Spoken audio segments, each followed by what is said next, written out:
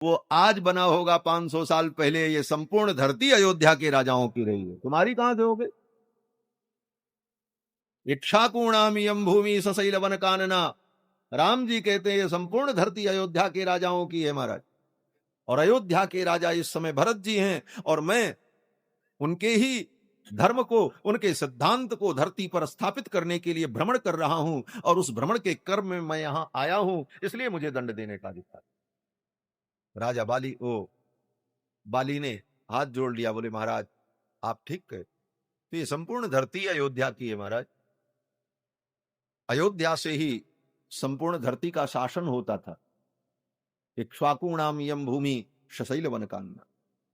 और मनु जी यहां के राजा, मनु जी कहते हैं कि इस देश में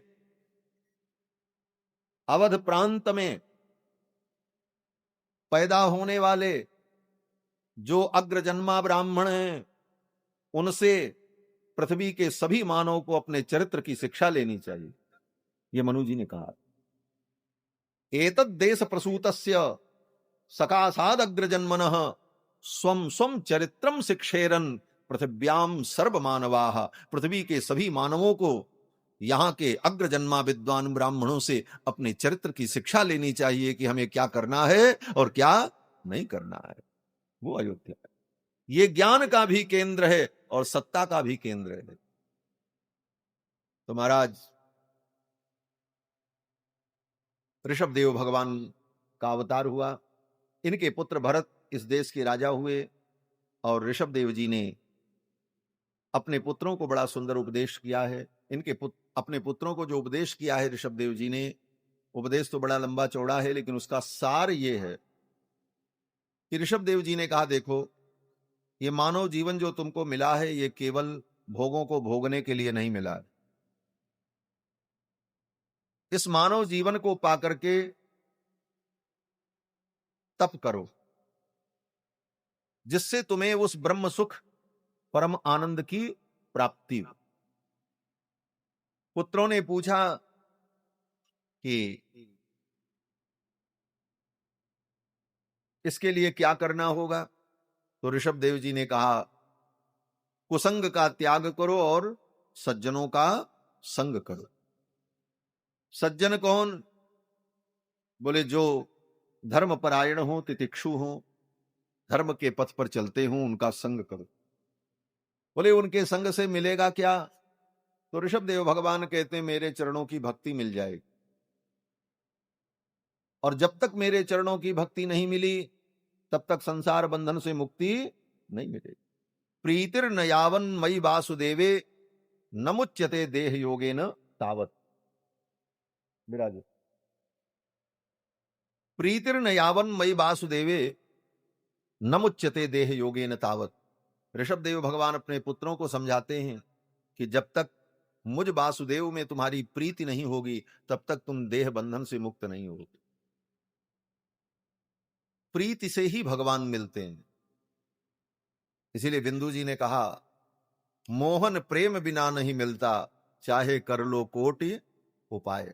मोहन प्रेम बिना नहीं मिलता, चाहे कर लो कोटि उपाय। मोहन प्रेम बिना नहीं मिलता, चाहे कर लो कोटि उपाय। चाहे कर लो कोटि उपाय, चाहे कर लो कोटि उपाय।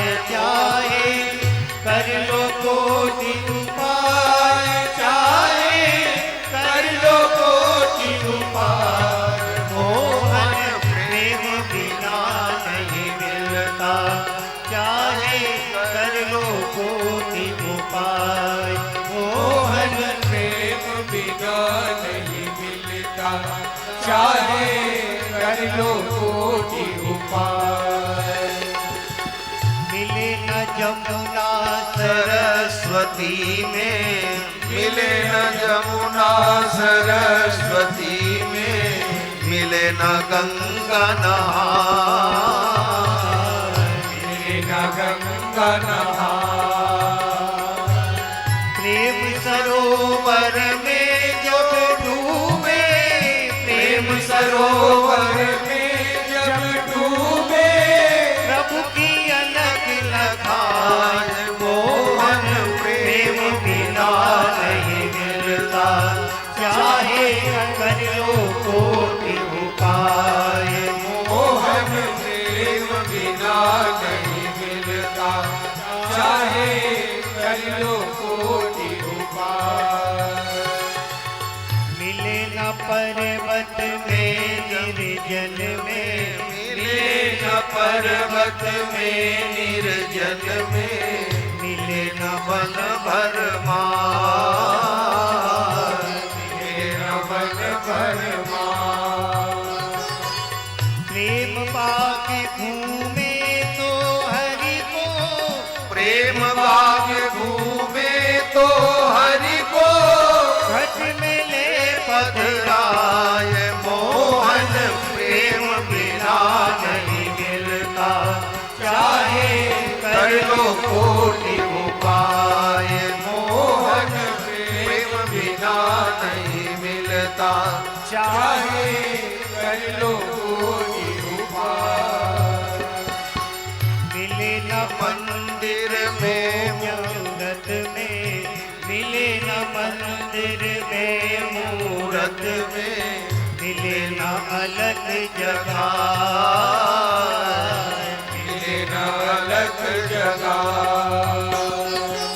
प्रेम बिंदु दृग से टपके तो प्रेम बिंदु दृग से टपके तो तुरंत प्रकट हो जाए मोहन प्रेम बिना नहीं मिलता चाहे कर लो कोटि उपाय मोहन प्रेम बिना नहीं मिलता चाहे कर लो कोटि उपाय मोहन प्रेम बिना नहीं मिलता चाहे कर लो कोटि उपाय चाहे कर लो कोटि उपाय चाहे कर लो कोटि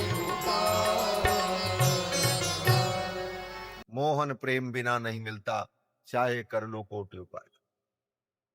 प्रीतिर न यावन मयि वासुदेवे न मुच्यते देह योगेन तावत राम ही केवल प्रेम प्यार जान ले जो। उस उपदेश में एक और महत्वपूर्ण बात ऋषभ देव जी कहते हैं कि ममता ही बंधन का कारण है।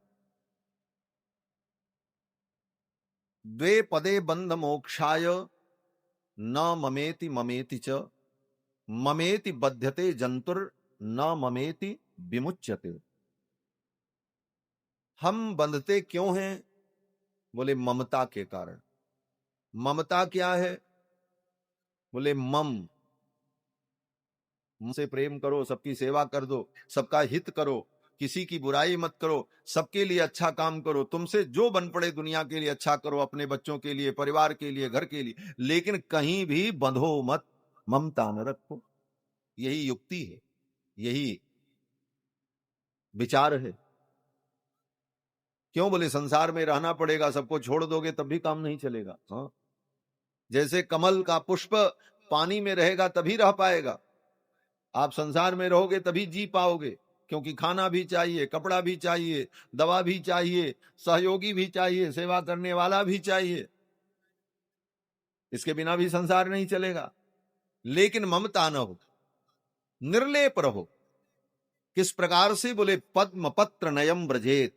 जैसे पद्म पत्र होता है, कमल का पत्ता होता है, कमल का पत्ता पानी में रहता, कमल पानी में रहता है, कमल को पानी से ही पोषण मिलता है, उसी में उसका जीवन है, लेकिन वो पानी में निर्लिप्त रहता है। यही ज्ञान है। केवल समझना है, समझदारी पैदा करनी, बाकी जैसे चल रहा है वैसे ही चले, कोई आपत्ति नहीं है, सब ठीक है, लेकिन समझदारी पैदा हो जाए, कहीं किसी चीज में ममता न रहे, और इसका फल बड़ा विलक्षण होता है। हमारे पूज्य गुरुदेव भगवान श्री ब्रह्मचारी जी महाराज, जिनका चित्रपट यहां लगा हुआ है, 3 जन्मों का स्मरण था गुरु जी को अपने, पिछले जन्म में, उसके जन्म में, 3 जन्मों की स्मृतियां उनकी जीवंत थी। और आप अन्यथा न समझें, व्यासपीठ से बोल रहे हैं। गुरुजी महाराज कभी कभी जब हम लोगों के ऊपर नाराज होते थे तो कहते थे कि तुम लोग महामूर्ख हो, 3 जन्मों से हमको परेशान कर रहे हो, ऐसा कहा। तो सुन करके बड़ी प्रसन्नता होती थी। यद्यपि गुरुजी डांटते थे, लेकिन प्रसन्नता इस बात की होती थी कि गुरुजी का 3 जन्मों से हमारा संबंध है। ऐसे ही जब जब जन्म हो तो गुरुजी हमको मिले, ऐसे गुरु मिले, ये साधारण बात नहीं है। ऐसा त्याग, ऐसा वैराग्य, ऐसी विद्वत्ता, ऐसा आचरण, सदाचार और ऐसी भक्ति, ऐसी निष्ठा गुरुजी जैसी हमने इस धरती पे नहीं देखी किसी। ठीक है, सब लोग अच्छे हैं, सब वंदनीय हैं, परंतु उनके जैसा भक्ति कितनी उत्कृष्ट थी गुरुदेव भगवान की। थोड़ा सा व्यक्ति शास्त्र विज्ञान पढ़ ले तो वो भावुक नहीं रह जाता, उसकी भावनाएं खत्म हो जाती हैं, कोरा ज्ञानी ही रह जाता। लेकिन गुरुजी की भावना इतनी प्रबल थी। एक बार हमारे चचेरे बाबा जी थे, उनका श्राद्ध हो रहा था और गुरुजी करवा रहे थे और हम कर रहे थे। आज से करीब 12-14 वर्ष पहले की बात। श्राद्ध का काम संपन्न हो गया। रात में गुरुजी के लिए भोजन बना, तो गुरुजी ने कहा संध्या कर लें तब भोजन करें। बिना संध्या इत्यादि किए, कर्म पूरा किए, अन्न आदि ग्रहण नहीं करते थे। संध्या भी हो गई। हम लोगों ने कहा गुरुजी अब प्रसाद पा लें। बोले अभी नहीं। करते करते रात्रि के 10 बज गए। भोजन ठंडा हो गया। नवंबर दिसंबर का शायद महीना था, जहां तक मुझे याद है, ठंडियों का दिन था। गुरुजी ने कहा लाओ अब भोजन कर लें। हम कहे गुरुजी सब भोजन तो ठंडा हो गया। तो बोले क्या करते, कैसे भोजन करते? हमने कहा क्या हुआ? तब गुरुजी बताए, बगल के पड़ोस के गांव में श्रीमद् रामचरितमानस का अखंड पाठ चल रहा था और माइक बज रहा था। आवाज रात में आ रही थी, साफ आवाज। गुरुजी संध्या करते करते रामचरितमानस सुन रहे थे और गुरुजी को रामचरितमानस की एक एक चौपाई क्रम से कंठस्थ थी। बिना पुस्तक के पाठ करते थे गुरुजी, ऐसा नियम था। प्रसंग चल रहा था कि राम जी के राज्याभिषेक का। तो गुरुजी ने कहा भोजन बाद में करेंगे। उस समय तो नहीं बताया, बाद में बताया। गुरुजी ने कहा कि राम जी के राज्याभिषेक की चर्चा चल रही थी, दशरथ जी महाराज घोषणा कर रहे थे, फिर तो पाठ चल ही रहा था। अब आगे राम जी का वनगमन होगा, दशरथ जी का मरण होगा, और दशरथ जी का मरण हो, राम जी का वनगमन हो, तो भोजन कैसे करें? अब राम जी का वनगमन हो जाए, दशरथ जी के मरण के बाद भरत जी आ जाएं और उनका अंतिम संस्कार हो जाए और भरत जी चित्रकूट पहुंच करके राम जी के चरणों में प्रणाम कर लें, तब मैं प्रसाद ग्रहण करूं। ये भावना थी महाराज। मैं व्यासपीठ से बोल रहा हूं, मैं प्रमाण हूं। ऐसी निष्ठा भगवान के प्रति, इतने बड़े कर्मनिष्ठ और कर्मकांडी होकर। लोग कहते हैं कर्मकांडी लोग बड़े नीरस होते हैं, कर्मकांडी ब्राह्मण बड़े नीरस होते हैं, लेकिन गुरुदेव को हमने देखा कि कर्म की निष्ठा के साथ साथ भक्ति की निष्ठा इतनी प्रबल थी।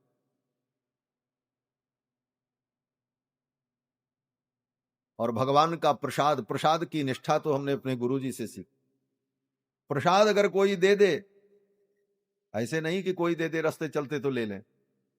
हाँ, प्रामाणिक व्यक्ति के द्वारा प्रसाद मिले। श्री हनुमानगढ़ी का, हनुमान जी का प्रसाद गुरुजी के लिए आता था। जो हनुमान जी को भोग लगे उसकी 4 पूड़ी और इतनी सब्जी और मालपुआ, खीर, जो भोग लगे वो कभी कोई जिनका पूजार्पणा होता था वो भिजवा देते थे गुरुजी को। तो वो प्रसाद कोई भी व्यक्ति लेकर के आ जाए, कोई स्पर्श दोष नहीं। जीवन भर किसी का बनाया भोजन नहीं किया, इतनी कर्मनिष्ठा थी। लेकिन प्रसाद कोई भी व्यक्ति वहां से लेकर के चला आवे तो श्रद्धा से गुरुजी लेकर के उसे पा लेते थे। भगवान का प्रसाद, ये प्रसाद निष्ठा थी। कनक भवन बिहारी जी का प्रसाद कोई दे दे, गुरुजी श्रद्धा से स्वीकार करते, कोई विचार नहीं करते थे कौन लाया है, कौन स्पर्श किया है, किसने छुआ है। बोले कुछ नहीं, प्रसाद है। प्रसाद बुद्धि थी, ऐसी कर्मनिष्ठा थी महाराज। और उतने बड़े विद्वान, चलती फिरती लाइब्रेरी थी महाराज। हम लोग पूछ लें गुरुजी ये धर्मशास्त्र में कहां लिखा है, तुरंत कंप्यूटर क्या बताएगा महाराज, उसमें भी एक आध सेकंड लगेगा बताने में। गूगल में डालोगे, सर्च करेगा तब बताएगा। और गुरुजी से हम लोग पूछ लेते, गुरुजी ये विषय कहां पर है, तुरंत गुरुजी फला स्मृति में है, फला जगह पर है। फिर हम लोग खोल करके देख लें, कंफर्म हो जाते। यही पढ़ाई होती, यही पढ़ाई। मतलब इतना गुरुजी का 3 जन्मों की स्मृति थी गुरुजी को। तो हम लोग एक बार पूछे कि गुरुजी ये पिछले जन्मों की स्मृति कैसे होती है, तो गुरुजी हंसते थे और केवल एक शब्द कहते, गुरुजी कहते थे बहुत सरल है। लेकिन गुरुजी के शब्दों में सरल है तो बहुत कठिन। गुरुजी कहते थे बहुत सरल है, कुछ करने की जरूरत नहीं। हमने कहा क्या करना होगा? गुरुजी कहते थे कि संसार में रहकर किसी भी वस्तु को तुम अपना मत मानो तो तुम्हारे पूर्व जन्म की स्मृति तुम्हारी जग जाए, बस इतना ही करना। किसी भी वस्तु को तुम अपना मत मानो। और हमने देखा गुरुजी को, जीवन में वो कभी ये ना जान पाए कि उनकी धोती कौन है। हम लोग तो अपना कपड़ा पहचानते हैं, ये हमारी धोती है, ये हमारी वस्तु है। उनको जीवन में कभी ये पहचान नहीं हुई कि हमारी धोती कौन सी है। और की तो बातें छोड़ो।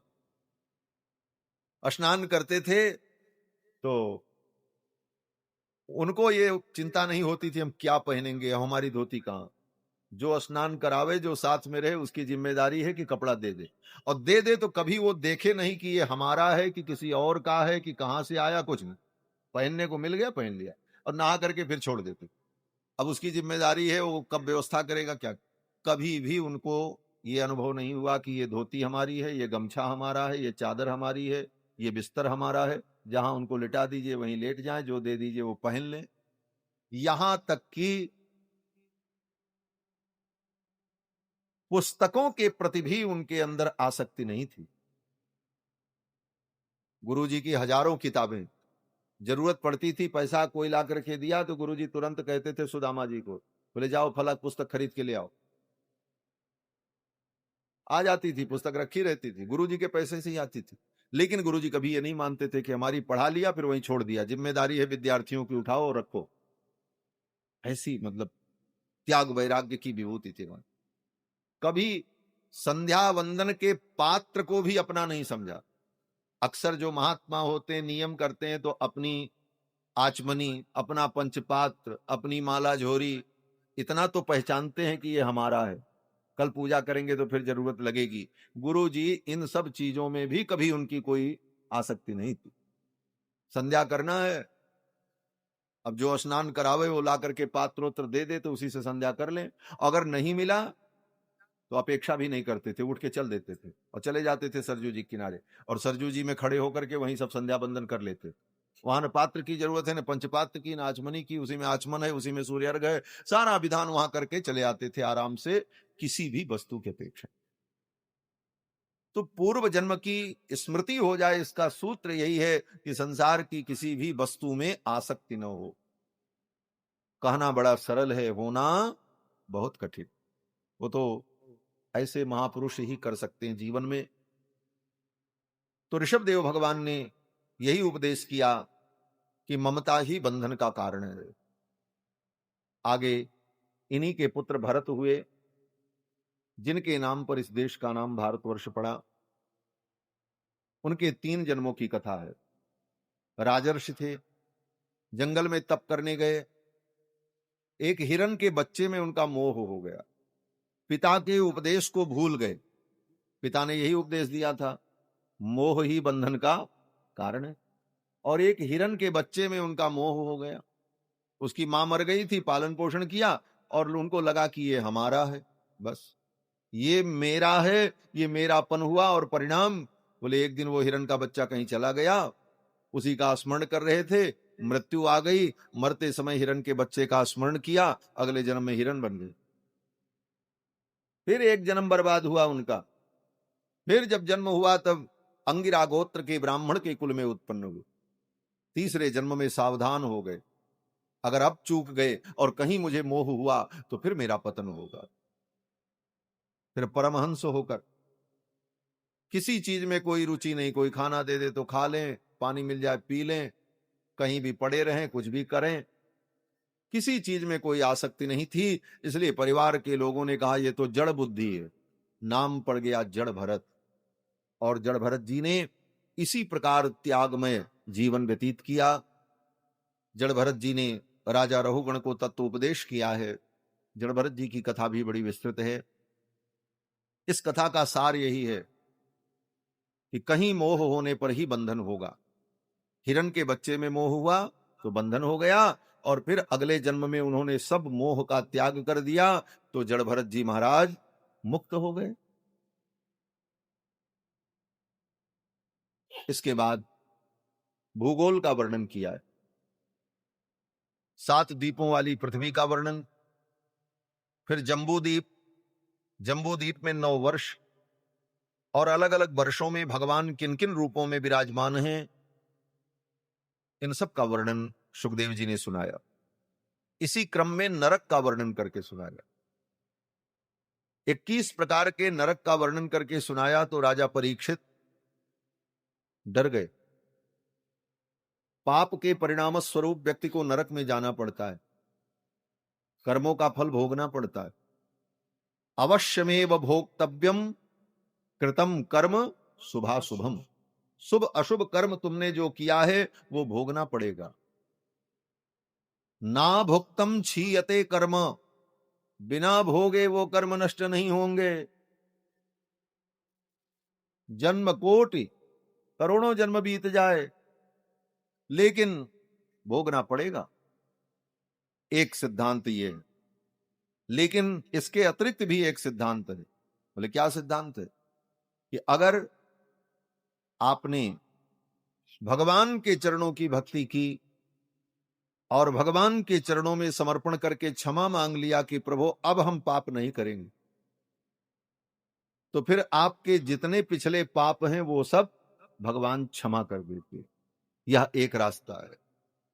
और ये नहीं किया तो फिर तो भोगना ही पड़ेगा, अनंत जन्मों तक भोगो, उससे कभी फुर्सत नहीं होनी।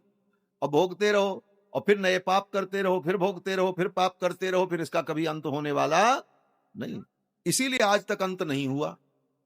यही एक कारण है जो आज तक अंत नहीं हुआ। आप विचार करो कि आप सृष्टि में कब से हो? बोले जब से सृष्टि है तब से सृष्टि में हम आप पैदा हो रहे हैं, मर रहे हैं, पैदा हो रहे हैं, मर रहे हैं। आज तक मुक्त क्यों नहीं हुए? कारण यही था, कर्मों का फल भोगते और फिर नए पाप करते, फिर उनका फल भोगते, फिर पाप करते, यही करते चले आ रहे हैं। आज तक उस कर्म के जंजाल से मुक्ति नहीं मिली। अब रास्ता क्या है? बोले रास्ता यही है कि भगवान के चरणों में समर्पण कर दो। माम एकम शरणम ब्रज, अहम त्वा सर्व पापेभ्यो मोक्षयिष्यामि मा शुचः। भगवान कहते हैं कि तुम मेरी शरण में आ जाओ, मैं तुमको सब पापों से मुक्त कर। सब पाप का मतलब पिछले सब। सन्मुख होई जीव मोहि जबहि, जन्म कोटि अघनाशहि। पिछले अनेक जन्मों के पाप नष्ट हो जाएंगे भगवान की शरण में आना हो। लेकिन ये संकल्प करके कि आगे हम कोई पाप नहीं करेंगे, तो भगवान की भक्ति से जीव पवित्र होकर के नरक का अधिकारी नहीं होता, अपितु नरक की यातना से वो बच जाता है। सुखदेव जी कहते हैं केचित केवलया भक्त्या वासुदेव परायण, भगवान की भक्ति के द्वारा वासुदेव परायण होकर अघम धुन्वंतिकार स्नेन अपने संपूर्ण पाप को वो नष्ट कर देता है। किस प्रकार से? बोले जैसे सूर्य के प्रकाश से अंधकार नष्ट हो जाता है। राजा परीक्षित ने कहा कोई उदाहरण? तो सुखदेव जी ने उदाहरण दिया, अजामिल की कथा सुनाई। अजामिल की कथा बड़ी प्रसिद्ध है। अजामिल बहुत बड़ा पापी था। कान्य कुब्जे द्विजः कश्चित दासी पतिर अजामिलः, नामना नष्ट सदाचारो दास्याह संसर्ग दूषितः। एक दासी के संसर्ग से दूषित होकर कर्म भ्रष्ट हो चुका था और ब्राह्मण होकर के सारे पाप करता। उसने अपने बेटे का नाम नारायण रखा था। यमराज के दूत आए तो उसने भयभीत होकर अपने पुत्र को बुलाया। दूरे क्रीडनकासक्तं पुत्रम नारायणाह्वयम्, अरे नारायण बचाओ। ये शब्द उच्चरित होते ही, नारायण नाम का उच्चारण होते ही नारायण के पार्षद आ गए। अजामिल को बचा लिया, जमराज के दूतों को विदा कर दिया। अजामिल ने इस दृश्य को देखा और अजामिल को ज्ञान हो गया। एक बार मैंने नारायण कहा और भगवान के पार्षदों ने जमराज के दूतों से हमें बचा लिया। अगर मैं भगवान नारायण के चरणों की भक्ति करता तो मेरे ऊपर भगवान की कितनी कृपा होती। उसी दिन उसने संकल्प कर लिया कि अब मैं कोई पाप नहीं करूंगा।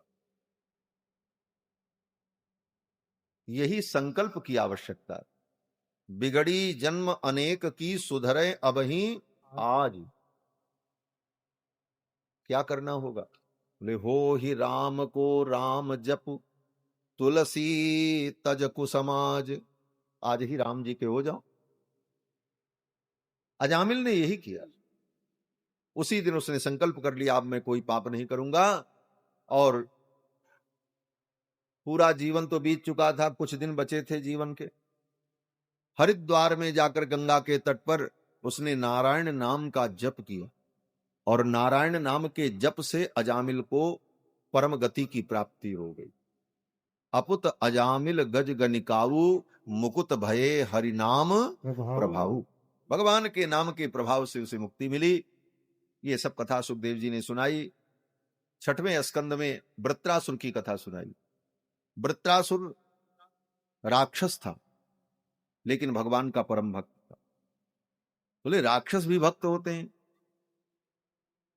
बोले भगवान की भक्ति में सबका अधिकार है। कल्याण के 3 साधन बताए गए, कर्म, ज्ञान, भक्ति।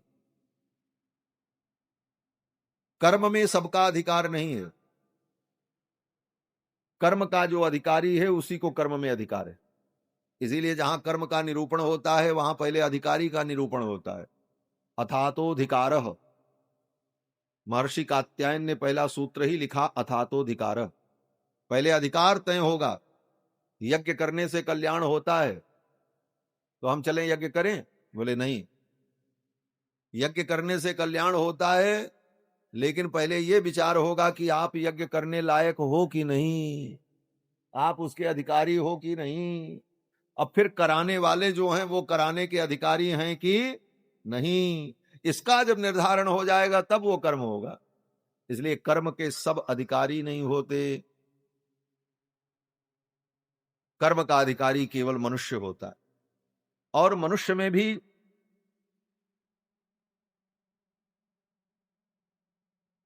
अंगहीन व्यक्ति को कर्म का अधिकार नहीं होता।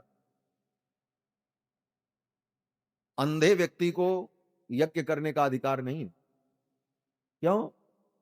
बोले अंगहीन होने के कारण यज्ञ की विधि में जो अपेक्षित नियम है उनका पालन नहीं हो पाएगा। आज्ञावेक्षण करना है, पात्रा साधन करना है तो ब्रह्मणो मुखम अवलोक्य द्वितीय आसने निदध्यात्। जब श्रुति कहेगी तो उस स्थिति में वो ब्रह्मा का मुंह कैसे देखे जब अखिया ही नहीं है, अंधा आदमी। इसलिए अंधे आदमी को कर्म का अधिकार नहीं है, वो भजन करे। अंगहीन व्यक्ति को अधिकार नहीं।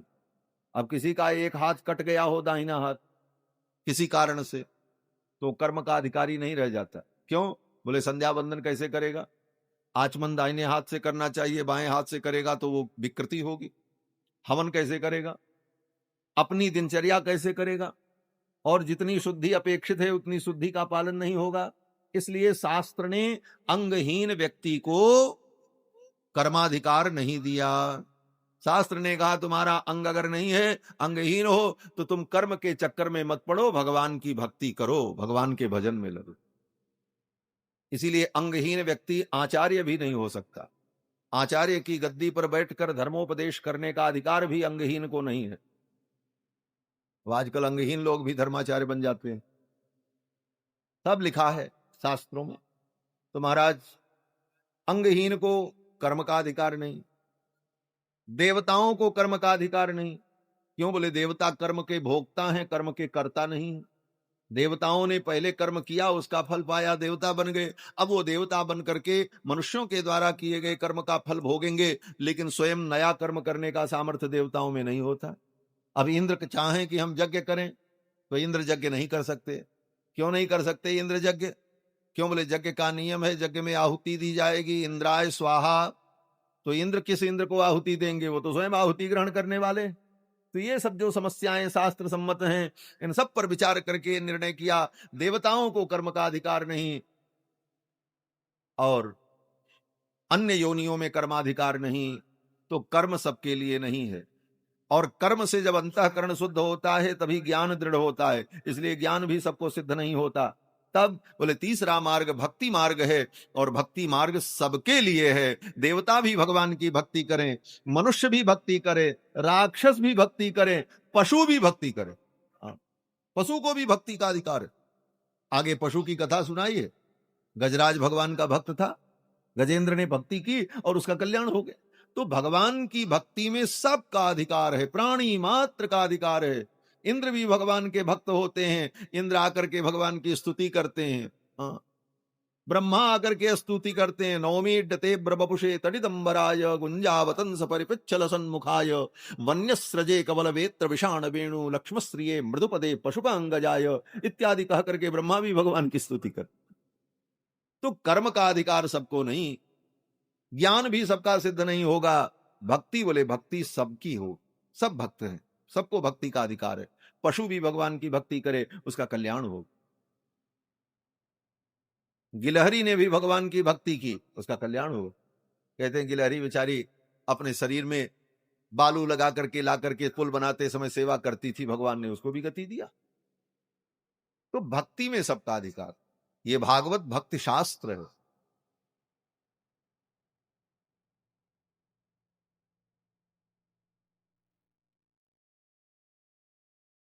वृत्रासुर असुर था, लेकिन भगवान का परम भक्त। असुर होकर के उसने भगवान के चरणों में भक्ति की, और वृत्रासुर ने 4 श्लोकों में स्तुति की है। उसका नाम है वृत्रासुर चतुश्लोकी। भागवत में व्याख्या करने का समय नहीं है, उसका सार केवल इतना आप जानो, स्वयं पढ़ लेना। हिंदी अर्थ सहित भागवत आती है, कभी कभी स्वयं स्वाध्याय भी करना चाहिए। जैसे स्कूल में गुरुजी लेक्चर देके चले जाते हैं, लेकिन उतने से काम नहीं चलता। चैप्टर में कहाँ क्या लिखा है वो विद्यार्थी को स्वयं देखना पड़ता है जाकर के घर में। उसी प्रकार कथा सुनने के बाद जाकर के उन चैप्टरों को देखना चाहिए और उसे बार बार अनुभव करना चाहिए। ये तो 3 घंटे की क्लास है, हाँ, क्लास कर लिया, क्लास से एक दिशा मिलती है, एक दशा मिलती है, लेकिन बाकी कुछ अपने भी करना पड़ता है। लेकिन अब कुछ नहीं कर सकते, तो इतना तो सुन रहे हो तो कल्याण तो होगा ही होगा। बोलो श्री सीतारामचंद्र भगवान की जय। तो वृत्रासुर ने बड़ी सुंदर स्तुति। उसकी स्तुति का सार ये है कि वृत्रासुर निष्काम भक्त है, कोई कामना उसने नहीं। वृत्रासुर ने कहा, न हमको स्वर्ग चाहिए, न वैकुंठ चाहिए, न मोक्ष चाहिए, जन्म जन्म आपके चरणों की भक्ति चाहिए, ऐसी निष्काम। और इंद्र से जब युद्ध किया तो वृत्रासुर ने इंद्र से कहा, जब मैं भगवान का स्मरण करूं उसी समय तुम मुझे मारना। मैं जानता हूं तुम विजयी होगे, मैं हारूंगा, क्योंकि भगवान तुम्हारे साथ हैं, तुम्हारे वज्र में विष्णु की शक्ति है, विजय तुम्हारी होगी। लेकिन मुझे चिंता नहीं है, मैं अपने प्रभु के भरोसे हूं। मैं उनका जब स्मरण करूं उसी समय तुम मुझे वज्र से मारना, मैं अपने भगवान को प्राप्त हो जाऊंगा। और वृत्रासुर ने बड़ी सुंदर स्तुति की और युद्ध भी किया। युद्ध में अपना पराक्रम प्रकट किया वृत्रासुर ने। जो पराक्रम प्रकट किया है, इंद्र के पसीना छूट गया महाराज। इंद्र के ऐरावत हाथी के मस्तक पर एक मुष्टिका का प्रहार किया वृत्रासुर ने। इंद्र का हाथी घूर्णित होकर के गिर पड़ा गजराज ऐरावत। इंद्र ने वज्र उठाया, वृत्रासुर ने शूल उठा करके मारा तो इंद्र के हाथ से वज्र छूट करके गिर पड़ा। इंद्र कांप गए, वज्र मेरे हाथ से गिर गया। वृत्रासुर ने कहा, डरो मत इंद्र, उठाओ वज्र, आओ युद्ध करो। हम जान रहे हैं विजय तुम्हारी होगी, लेकिन मुझे विजय और पराजय की चिंता नहीं है। ये संसार का खेल झूठा है, न यहां विजय का कोई मूल्य है, न यहां कोई पराजय का मूल्य। ऐसा ज्ञान था उसका। वृत्रासुर ने कहा न ज्ञान का कोई यहां मूल्य है, न अज्ञान का मूल्य है, न पराजय का न जय का, लाभ हानि ये सब केवल काल्पनिक है। इस धरती पर न कोई लाभ है न कोई हानि है। लाभ भी है तो वो यहीं रहेगा, और हानि भी हुई तो यहीं हुई, यहीं मिला यहीं छूटा। क्या लाभ क्या हानि है, विचार करके देख लो। कोई लाभ नहीं इस दुनिया में, न कोई हानि है, न कोई नुकसान है, न कोई नफा है। केवल बुद्धि का फितूर है, और उसी अज्ञान में हम दुखी होते रहते। वृत्रासुर ने कहा भगवान, ये जय पराजय का क्या मूल्य? ये संसार में ये जो खेल है ना, ये झूठा खेल है। क्या सोचता रे पागल मनुआ, जो बीत गया सो बीत गया। इस झूठे खेल का मूल्य ही क्या, कोई हार गया कोई जीत गया। क्या सोच रे पागल मनवा, जो बीत गया सो बीत गया। क्या सोच रे पागल मनवा, जो बीत गया सो बीत गया। इस झूठे खेल का मूल्य क्या, कोई हार गया कोई जीत गया। क्या सोच रे पागल मनवा, अब चाहे वही हो जरूरी नहीं। हम चाहे वही हो जरूरी नहीं। आशाएं कभी हुई पूरी नहीं, आशाएं कभी हुई पूरी नहीं।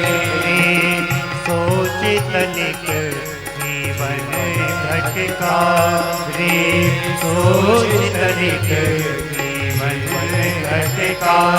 वाता जल कितना बीत गया। क्या सोच रे पागल मनवा, जो बीत गया सो बीत गया। क्या सोच रे पागल मनवा, क्या सोच रे पागल मनवा। इस संसार में न हार का कोई मतलब है, न जीत का कोई मतलब। वृत्रासुर ने कहा आओ युद्ध करो। इंद्र ने युद्ध किया, वृत्रासुर को वज्र से मारा।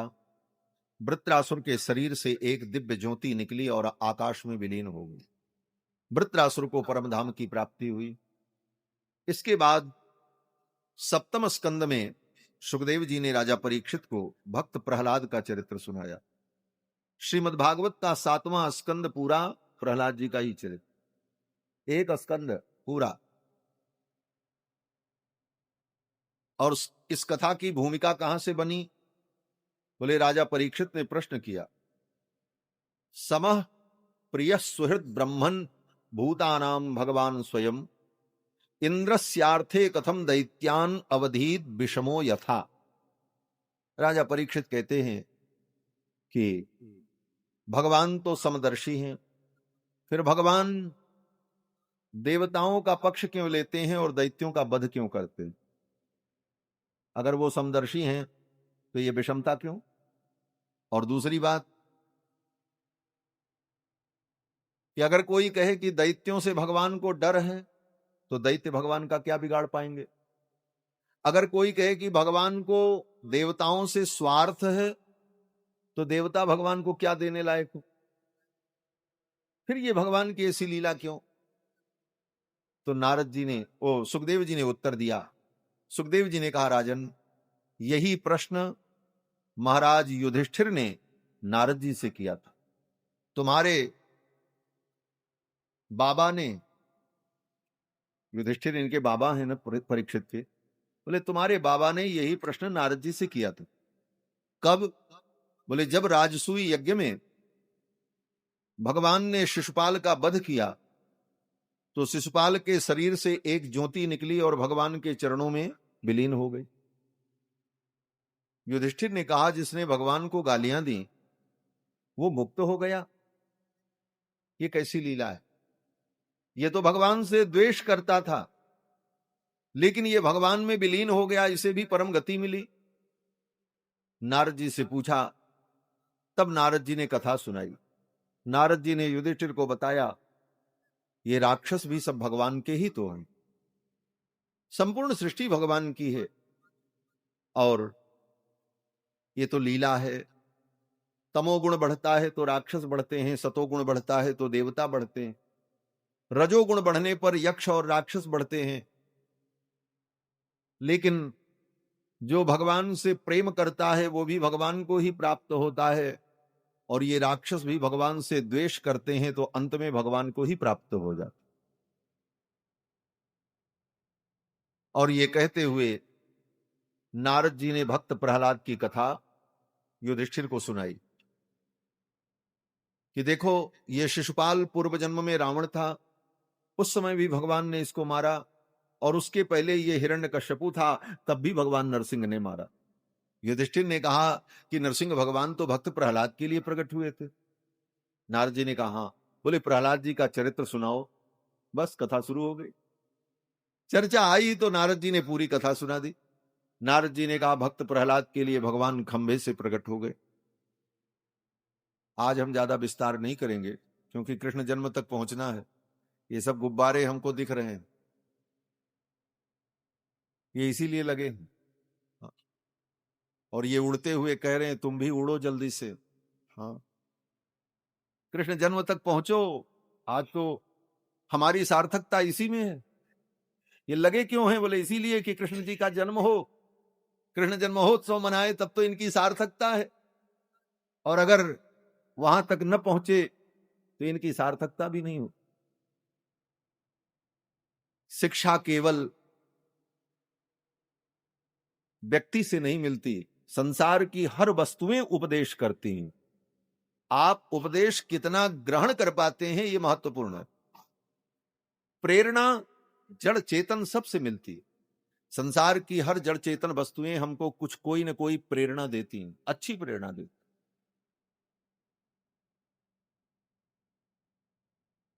पेड़ के पत्ते, हरे हरे पत्ते सूख करके नीचे गिरते हैं, वो भी प्रेरणा देते हैं। देखो, एक दिन मैं भी उत्पन्न हुआ था, मैं कितना सुंदर था, फिर मैं बड़ा हुआ, मेरे अंदर कितनी दृढ़ता आई, और आज मैं शुष्क हो गया और इन वृक्षों ने मुझे त्याग दिया। यही जीवन है। त्याग और अनित्यता का उपदेश कण कण से हमें प्राप्त होता है, लेकिन हम वो उपदेश ग्रहण नहीं कर पाते। रामायण में वर्णन है, दशरथ जी के बाल सफेद हो गए तो उपदेश ग्रहण कर लिया। श्रवण समीप भये सित केसा, मनहु जरटपन असो उपदेशा। लेकिन हम बोले, हम वस्तुओं से उपदेश नहीं ले पाते। तो मुझे तो यही लगता है कि ये गुब्बारे यही उपदेश दे रहे हैं, जल्दी चलो, कृष्ण जन्म तक पहुंचो और उत्सव मनाएं। तो प्रहलाद जी का चरित्र बड़ा अद्भुत है। भक्त प्रहलाद को मारने के लिए हिरण्यकश्यपु ने बड़े उपाय, क्योंकि हिरण्यकश्यपु अपने को ही भगवान कहता था। अज्ञानी और अहंकारी व्यक्ति अपने समान किसी को समझता ही नहीं, यही आसुरी संपत्ति। परसों की कथा में चर्चा आई थी, कोन्योस्ति सदृशो मया। गीता में भगवान कहते हैं कि आसुरी संपत्ति से युक्त व्यक्ति कहता है, कोन्योस्ति सदृशो मया, मेरे समान कौन है? भगवान भी मेरे समान नहीं। भगवान क्या चीज होती? यही स्थिति हिरण्यकश्यपु की। हिरण्यकश्यपु ने कहा, तेरा भगवान कहां है? प्रहलाद जी ने कहा, मेरे भगवान सब जगह है, और जो सब जगह है कण कण में है। बोले, तो क्या इस खंबे में भी है? प्रहलाद जी ने कहा, इस खंबे में भी। कह तो दिया प्रहलाद जी ने किस खंबे में भगवान, प्रतिज्ञा कर ली भक्त ने कि इस खंबे में भगवान है, लेकिन प्रतिज्ञा मात्रेण न वस्तु सिद्धिर्भवति। न्याय शास्त्र में एक प्रमाण होता है, अनुमान प्रमाण, और अनुमान प्रमाण में प्रतिज्ञा हेतु उपनय इन अवयवों के द्वारा प्रतिज्ञा को सिद्ध किया जाता है। जैसे किसी ने प्रतिज्ञा की कि पर्वतो वन्यमान, नदी के उस तट पर पर्वत था, उस पर्वत पर आग जल रही, धुआं निकल रहा था, आग नहीं दिख रही, धुआं निकल रहा था। तो इस तट पर खड़े हुए व्यक्ति ने कहा पर्वतो वन्यमान, पर्वत अग्नि से युक्त है, अग्नि दिख नहीं रही थी, धुआं दिख रहा था। उसने कहा पर्वतो वन्यमान, ये पर्वत अग्नि से युक्त है। प्रतिज्ञा तो उसने कर ली कि अग्नि से युक्त है, लेकिन अब सिद्ध करे कि उसमें अग्नि है। तो सिद्ध करने के लिए उसने क्या किया, उसने कहा धूमत्वात्, वहां धुआं निकल रहा है, जहां जहां धुआं होता है वहां वहां अग्नि होती है, ये तर्क दिया। बोले जहां जहां धुआं होता है वहां वहां अग्नि होती है, क्या प्रमाण? तो उसने उदाहरण दिया, महानसम, जैसे रसोई में चूल्हा जलता है तो धुआं रहता है, धुआं रहता है तो आग रहती है, ये तर्क दिया। बोले जहां धुआं नहीं रहेगा, कहते वहां आग भी नहीं रहेगी। नहीं, जहां आग रहेगी वहां धुआं रहेगा, और जहां धुआं नहीं है, वो अग्नि नहीं है, तो धुआं भी नहीं रहेगा। किस प्रकार से? बोले जैसे हरद, हरद माने सरोवर, तालाब में आग नहीं है तो धुआं भी नहीं। इतने हेतुओं के द्वारा उसने अपने वचन को सिद्ध किया, पर्वतो वन्यमान, पर्वत पर अग्नि है। प्रहलाद जी ने भी प्रतिज्ञा कर ली, इस खंभे में भगवान है, हनुमान का संकल्प कर लिया, इस खंभे में भगवान है। लेकिन अब हेतु, उदाहरण, निगमन, इन अवयवों को प्रस्तुत करे तब सिद्ध हो कि इसमें भगवान है। लेकिन भगवान बड़े करुणावत्सल, भगवान ने कहा मेरे भक्त ने प्रतिज्ञा कर ली कि इस खंभे में भगवान है, तो आगे जो हेतु हैं, जो अवयव हैं, उनको सिद्ध करने की परेशानी मेरे भक्त को न हो। अब हम स्वयं प्रकट ही हो जाते हैं, सिद्ध करने की जरूरत नहीं है, हम स्वयं प्रकट हो जा रहे हैं। मेरे भक्त को परिश्रम न हो, इतना तर्क करना पड़ेगा, मेरे भक्त को उत्तर देना पड़ेगा, कैसे खंभे में भगवान है, क्या कारण है, क्या हेतु है। भगवान ने कहा मेरे भक्त ने प्रतिज्ञा कर ली, इतनी बहुत है, अब हम प्रकट हो जाते, और उस खंभे से भगवान प्रकट हो। हिरण्यकश्यपु ने गर्जना करते हुए मुष्टि का प्रहार किया, भगवान खंभे से प्रकट हुए, नरसिंह के रूप। यस्तंभात् गर्जमानो गगड़गडगडात् बालचंद्राद दृष्टः व्योमाभूत् पाट्यमानः पपटपटपटस्ताट्यमानः सटाभिः दृष्टाग्रे पाट्यमानः ककटकटकटस्तूयमानः सुरेन्द्रिः निष्क्रांतो हास्ययुक्तः गहगह गहनः पातु मां नरसिंह। भगवान नरसिंह प्रकट हो गए, ऐसी गर्जना की कि लगा कि आकाश फट जाएगा। गगट गडगडान्यो खंभ फाट्यो चर्चाय मानो निकसो नरनाहर को रूप अति भयानो। ऐसा भयानक रूप प्रकट हुआ। हिरण्यकश्यपु विचार करने लगा, लगता है मेरी मृत्यु का यही कारण हो। लेकिन गदा लेकर के भगवान की ओर दौड़ा मारने के लिए। भगवान ने भी झपट करके उसको पकड़ लिया। हिरण्यकश्यप जैसे बिल्ली चूहे को पकड़ लेती है, ऐसे नरसिंह भगवान ने ऐसे पकड़ा उसको, चप्पस छटपट छटपट करने लगा। एक बार तो भगवान ने छोड़ दिए, भगवान के चंगुल में आ गया तो देवता बड़े प्रसन्न हुए। आकाश में देवता देख रहे थे, आज हमारे शत्रु का अंत होगा, भगवान इस दुष्ट को मारेंगे, हमारा दुख दूर होगा। लेकिन पकड़ने के बाद भगवान ने जब उसे एक बार छोड़ दिया, सब देवता डर गए, अरे ये तो भगवान के हाथ से छूट गया। सब देवता छिप गए महाराज बादल के पीछे। भागवत में वर्णन है, सब देवता बादलों की ओट में भाग गए। क्यों? बोले तो छूट गया भगवान के हाथ से, अगर बच जाएगा तो बाद में हमको समझाएगा, बाद में कहेगा तुम हंस रहे थे, हम जब मार खा रहे थे तो तुम मेरी हंसी कर रहे थे, अब तुमको मैं बताऊंगा। इसलिए देवता सब डर के मारे जाकर के बादल के पास छिप गए। भगवान ने देखा देवताओं को भय मुक्त होना चाहिए, और फिर भगवान ने विलंब नहीं किया, हिरण्यकश्यपु को पकड़ लिया और पकड़ करके अपनी जंघाओं पर लिटाया और उसकी सारी प्रतिज्ञाओं का स्मरण दिलाया। तुमने प्रतिज्ञा की थी मेरी मृत्यु न दिन में हो न रात में हो, देख न दिन है न रात। तूने वरदान मांगा था मेरी मृत्यु न मनुष्य से हो न पशु से, देख न मैं मनुष्य हूं न पशु। नरसिंह तूने वरदान मांगा था मेरी मृत्यु न अस्त्र से हो न शस्त्र, देख ये मेरे नख न अस्त्र हैं न शस्त्र हैं। ये कहते हुए नरसिंह भगवान ने उसके पेट में अपने नख को धंसाया और कर्र से कई बार में पेट फाड़। बक्षस्तस्य विदारयन् निजनखैः वात्सल्यमापादयन् आर्तत्राणपरायण स भगवान नारायणो में गति। पेट फाड़ दिया, पेट फाड़ करके सारी आंतों को निकाल लिया, पेट फाड़ के फर सरते हाथ निकाली, सारी आंतों को बाहर खींच लिया। सरल माला के समान उन आंतों को भगवान ने पहन लिया अपने गले में। यथांत्र माली दुपहत्या हरि और फिर हिरण्यकश्यपु जब मर गया तो भगवान गर्जना करते रहे, दहाड़ मारते रहे, सब देवता आए स्तुति करने के लिए। देवताओं ने बड़ी लंबी चौड़ी स्तुति की, लेकिन भगवान प्रसन्न नहीं हुए। अंत में ब्रह्मा जी ने प्रहलाद जी को भेजा, तुम जाओ बेटा। प्रहलाद जी आए और 5 वर्ष के प्रहलाद ने भगवान के चरणों में लेट करके साष्टांग प्रणाम। स्वपाद मूले पतितम तमर्भकम विलोक्य देव कृपया परिप्लुतः। अपने चरणों में प्रणाम करते हुए प्रहलाद को देखकर भगवान का क्रोध शांत हो गया और प्रहलाद को ऐसे झुक करके भगवान ने उठा लिया, जैसे बच्चे को पिता गोद में उठा ले। भगवान ने प्रहलाद को उठा करके अपनी गोद में बैठा लिया और प्रहलाद के गाल को चूमने लगे। मंजुल मुखारविंद चूमी चूमी कहें, प्रभु क्षमा करो पुत्र मोहे देर भई आने में। अगर आने में मुझे विलंब हुआ हो तो बेटा क्षमा करना, इस दुष्ट ने तुम्हें इतनी यातनाएं दी। भक्त भगवान का बड़ा अद्भुत संवाद हुआ। प्रहलाद जी ने भगवान की स्तुति की। भगवान ने कहा वरदान मांगो। प्रहलाद जी ने कहा जो भक्त आपसे कुछ मांगता है वो आपका भक्त नहीं होता। भगवान ने कहा फिर भी मांगो, मैं तुम्हें कुछ देना चाहता हूं। तो प्रहलाद जी ने कहा अगर आप देना चाहते हैं तो यही वरदान दे दीजिए कि कभी मेरे मन में कुछ मांगने की इच्छा न उत्पन्न हो। बड़े चतुर हैं प्रहलाद। प्रहलाद जी जानते हैं ध्रुव जी को पश्चाताप करना पड़ा, हम भी अगर भगवान से कुछ मांगेंगे तो पश्चाताप होगा, इसलिए प्रहलाद जी ने कहा हमको कुछ नहीं चाहिए, कभी मेरे मन में मांगने की इच्छा न हो, यही वरदान दे दो। भगवान ने कहा तथास्तु। प्रहलाद पर भगवान ने कृपा की और प्रहलाद जी को असुरों का राजा बनाया। 3 अध्याय में नारद जी ने युधिष्ठिर को वर्णाश्रम धर्म का वर्णन करके सुनाया। और इसके बाद 8वें स्कंद में भगवान के अनेक अवतारों की कथा है। सत्यसेन अवतार, अजित अवतार, हरि अवतार, वैकुंठ अवतार, इन सब अवतारों का संक्षिप्त वर्णन 8वें स्कंद में वेदव्यास जी ने किया। 8वें स्कंद में हरि अवतार का जब वर्णन किया तो कहते हैं भगवान हरि ने अवतार लेकर गजराज का उद्धार किया। हरि अवतार के प्रसंग में ही गजेंद्र की कथा सुखदेव जी ने सुनाई। ये हरि अवतार कब हुआ? बोले सतयुग में। हरिमेधस नाम के एक महर्षि थे, उनका नाम था हरिमेधस और उनकी पत्नी का नाम था हरिणी, और उनके गर्भ से भगवान पैदा हुए, इसलिए भगवान का नाम हुआ हरि।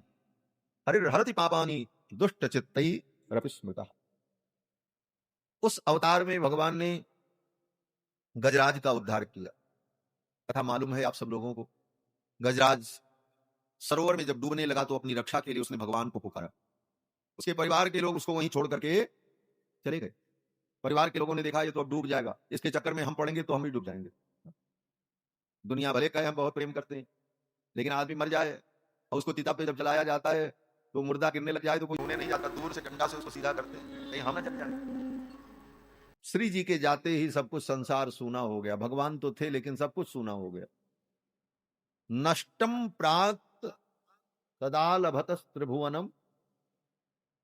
श्री जी के कृपा दृष्टि के अभाव से सब कुछ नष्ट हो गया। तब देवताओं ने कहा अब क्या करें? भगवान ने कहा एक उपाय करो, समुद्र मंथन करो। समुद्र मंथन से फिर लक्ष्मी जी निकलेंगी तब कल्याण होगा।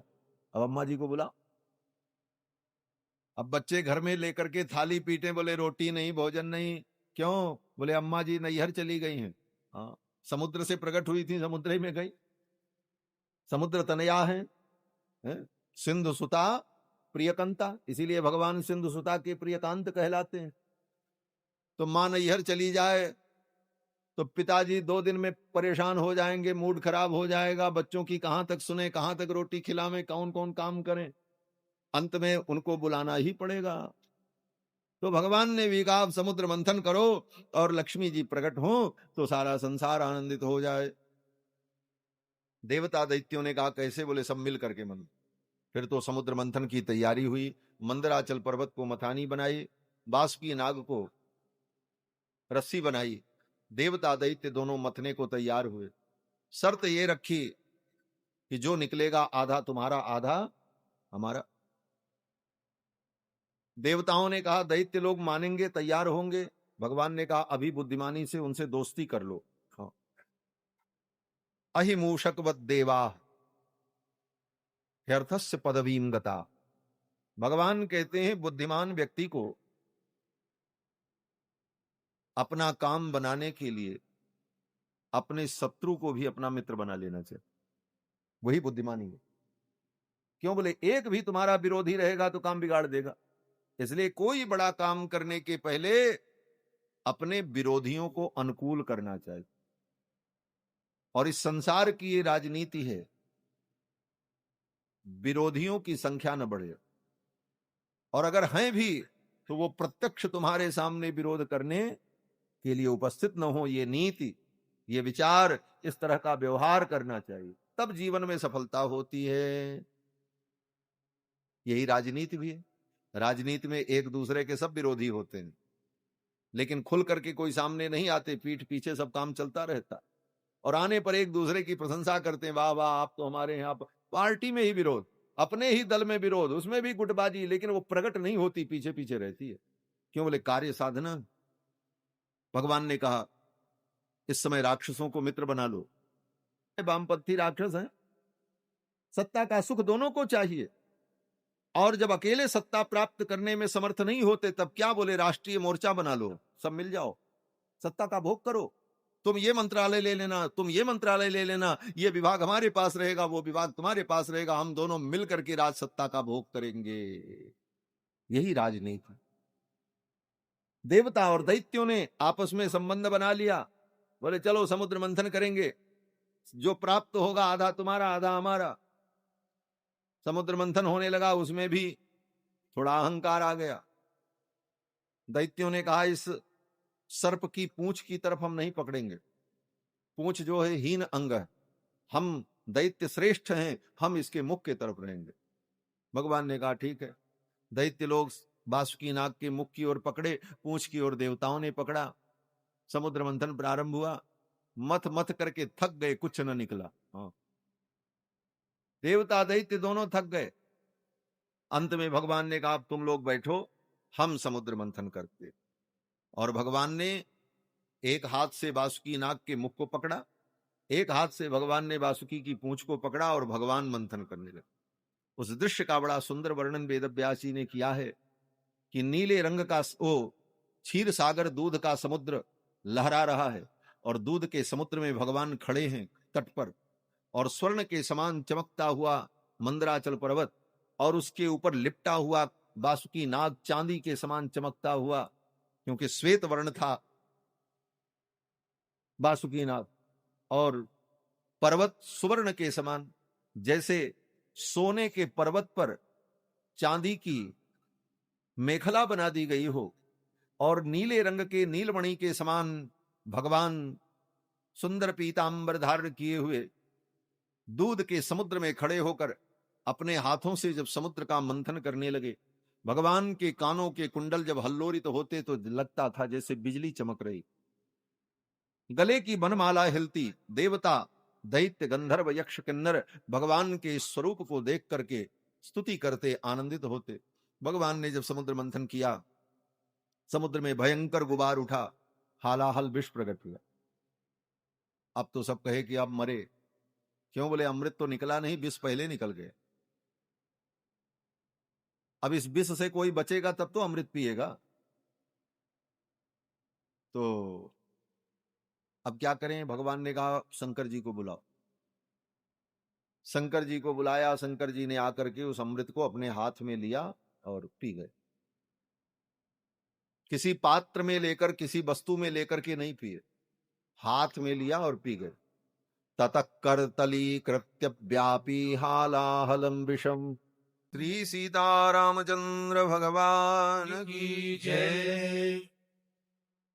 समुद्र से विष प्रकट हुआ, भगवान शंकर ने पान किया। फिर तो समुद्र से कामधेनु प्रकट हुई, वो ऋषियों को दे दी गई। घोड़ा निकला, दैत्यों के राजा बलि को दिया गया। ऐरावत निकला, वो इंद्र को दिया गया। कौस्तुभ मणि निकली। सब सोचने लगे ये किसको दी जाएगी। देवताओं ने सोचा हमको मिले, दैत्यों ने सोचा हमको मिले। भगवान ने कहा ठीक है, जिसको लेना है ले लो। सब गए महाराज, कौस्तुभ मणि को उठाने लगे, किसी से उठी ही नहीं। वो कौस्तुभ मणि धारण करने की शक्ति किसी में नहीं। सब ने उठाने का प्रयास किया, कौस्तुभ मणि जब नहीं उठी तो भगवान गए, और भगवान के जाते ही वो कौस्तुभ मणि स्वयं उठ करके भगवान के वक्ष पर आकर के विराजमान। कौस्तुभ मणि सदा भगवान के हृदय पर रहती है, और भगवान उसको किसी धागा में पिरो करके नहीं पहनते।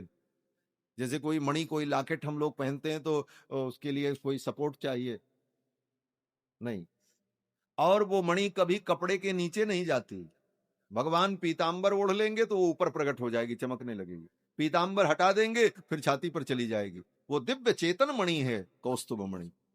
और वो कौस्तुभ मणि क्या है, बड़े रहस्य की बात है, जो हमारे वैष्णवाचार्य अनुभव करते हैं। वो रहस्य ये है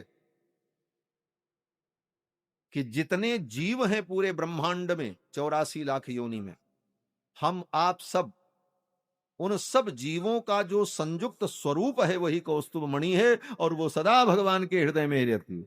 हम आप सब भगवान के हृदय में हैं। ये तो केवल भगवान की लीला है कि हम संसार में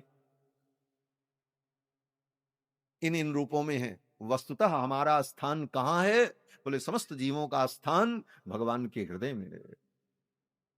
कौस्तुभ मणि के रूप में अनंत अनंत जीव, चेतन तत्व भगवान के हृदय में ही रहते। और चेतन का जो गुणधर्म है वो सब गुणधर्म उस मणि का है। इसीलिए भगवान की जहां विभूति का वर्णन होता है वहां पर उस मणि को समस्त जीवों का स्वरूप कहा गया। कौस्तुभ मणि भगवान ने ले ली। अब वो कौस्तुभ मणि जिसके पास रहेगी, लक्ष्मी उसी का वर्ण करेगी। फिर समुद्र मंथन से लक्ष्मी जी प्रकट हुई। ततश्चाविर्भूत साक्षात श्री रमा भगवत्परा। लक्ष्मी जी प्रकट हुई समुद्र मंथन से। अब लक्ष्मी को देख करके सब लोग आश्चर्यचकित हो गए। सबने सोचा ये हमारा वर्ण कर लेती। देवता दैत्य सब लाइन से खड़े थे, लेकिन लक्ष्मी जी ने किसी के गले में वरमाला नहीं डाली।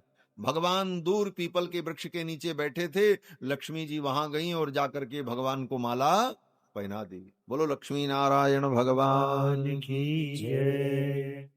सब अपेक्षा कर रहे थे लक्ष्मी हमारा वर्ण करे, और भगवान बोले, भगवान लक्ष्मी की उपेक्षा कर रहे थे।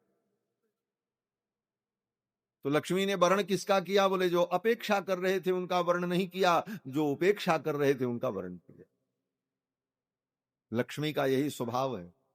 जो लक्ष्मी के पीछे भागता है लक्ष्मी उसे छोड़ के भागती है, और जो लक्ष्मी को छोड़ करके चल पड़ता है लक्ष्मी उसके पास चल करके आ जाती है। ये लक्ष्मी का स्वभाव है। भागती फिरती थी दुनिया जब तलब करते थे हम, और जब से नफरत हमने की आने को वो बेताब है। ये संसार का धर्म। लक्ष्मी की उपेक्षा करके भगवान बैठे।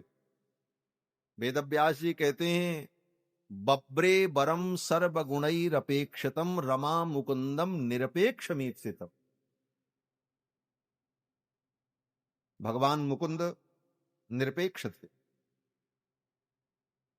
लक्ष्मी जी ने सोचा जो आज मुझसे निरपेक्ष हैं कल वो हमारी अपेक्षा करेंगे, लेकिन आज जो मेरी अपेक्षा कर रहे हैं कल ये हमारी उपेक्षा करेंगे। इसलिए लक्ष्मी ने कहा ऐसे व्यक्ति का क्या वर्ण करना। लक्ष्मी आगे चल पड़ी और भगवान का वर्ण किया। और लक्ष्मी वर्ण किसका करेंगी, बोले कौस्तुभ मणि जिसके पास रहेगी। भगवान तो जानते थे लक्ष्मी को तो मेरे ही पास आना है, जाएगी कहां। क्यों, बोले कौस्तुभ मणि भगवान के पास थी। कहते हैं कौस्तुभ मणि क्या है, बोले कौस्तुभ मणि जिसके गले में होगी लक्ष्मी उसी की पत्नी होगी, किसी दूसरे की नहीं हो सकती। हमारे पूज्य स्वामी जी महाराज कहते थे कौस्तुभ मणि क्या है, बोले टोकन है।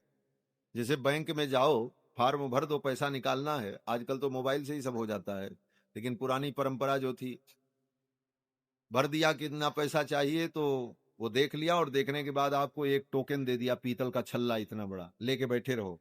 क्यों, बोले वो टोकन मिल गया तो अब निश्चिंत रहो, भुगतान आपको होगा। टोकन जिसके पास होगा भुगतान उसी को होगा। उसी तरह लक्ष्मी का टोकन क्या है, बोले वो टोकन ही कौस्तुभ मणि है। कौस्तुभ मणि भगवान को मिल गई, भगवान ने कहा भुगतान तो इधर ही होगा, लक्ष्मी इधर ही आएगी, कहां जाएगी। और लक्ष्मी भगवान के चरणों को छोड़ करके कहां जाने वाली। फिर तो समुद्र मंथन से अमृत प्रकट हुआ। धनवंतरी भगवान लेकर के अमृत प्रकट हुए।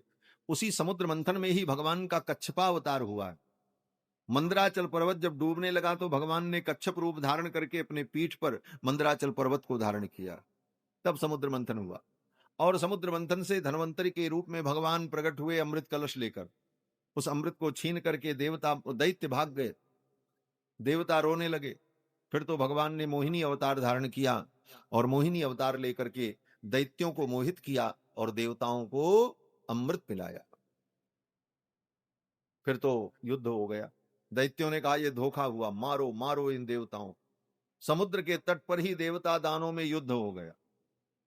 क्यों? बोले अभी अभी बंटवारा ठीक ठीक चल रहा था। सरकार तब तक ठीक चलती है जब तक अपनी अपनी हिस्सेदारी मिलती रहे, और जब हिस्सेदारी में गड़बड़ हुई तो सरकार गिरा देंगे, समर्थन हटा लेंगे। दैत्यों ने कहा मारो इनको, सरकार गिर गई महाराज, और लड़ाई शुरू हो गई दोनों में समुद्र के तट पर। जब लड़ाई शुरू हो गई, अब दोनों तरफ से लोग मर रहे थे। जब लोकतंत्र में ऐसी अराजकता हो जाए तब बोले तब राष्ट्रपति शासन लगाना पड़ता।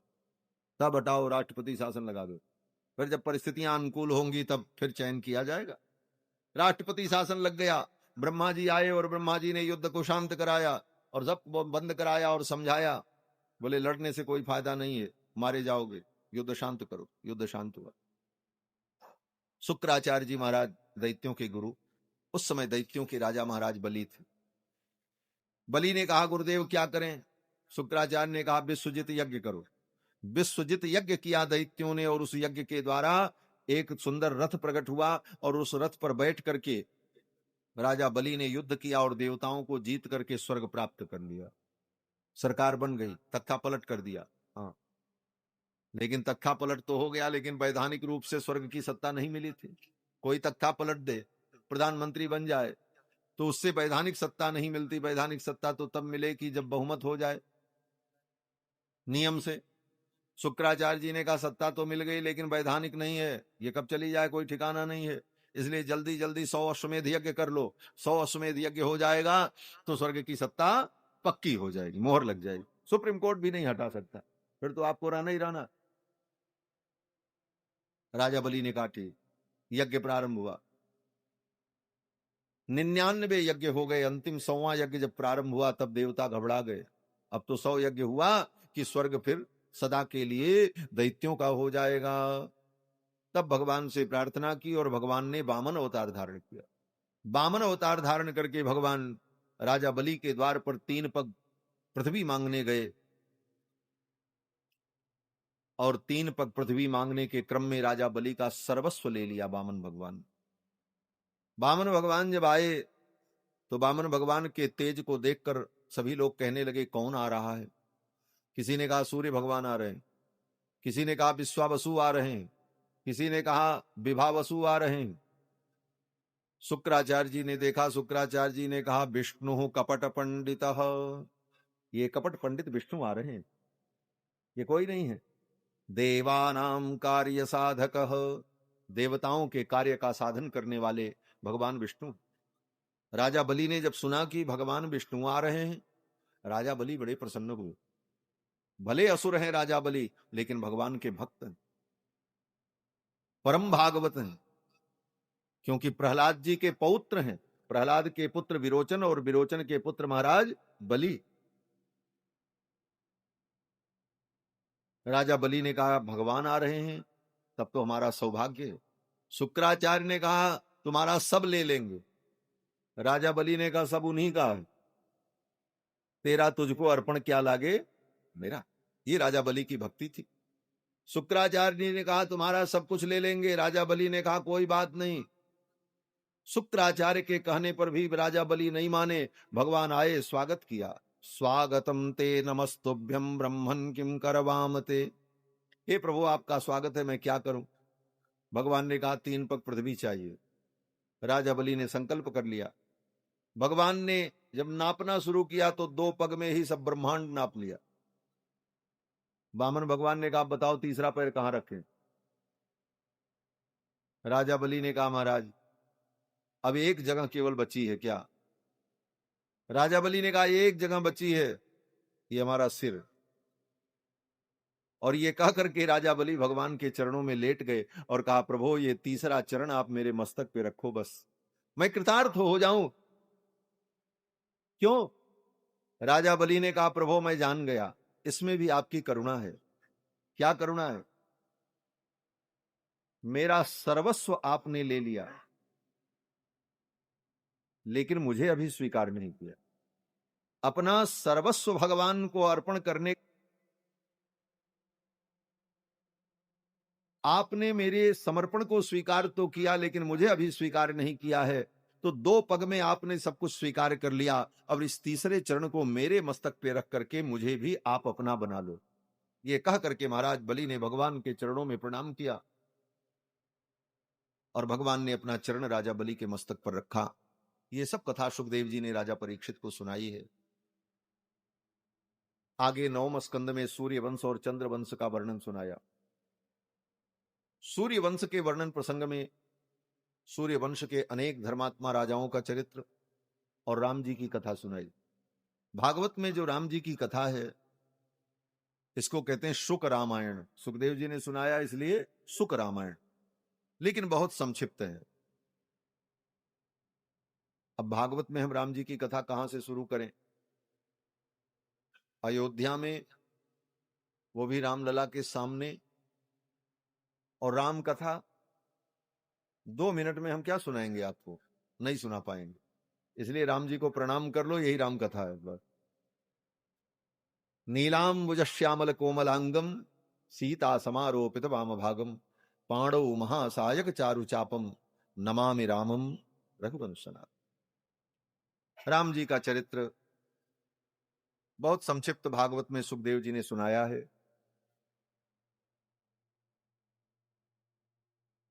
और इसके बाद चंद्रवंश का वर्णन सुनाया, और चंद्रवंश के वर्णन में भगवान कृष्ण का चरित्र भी संक्षेप में ही सुना दिया। राजा परीक्षित ने कहा, कथितो वंश विस्तारो भवता सोम सूर्ययो। सूर्य वंश और चंद्र वंश का वर्णन आपने बड़े विस्तार से सुनाया।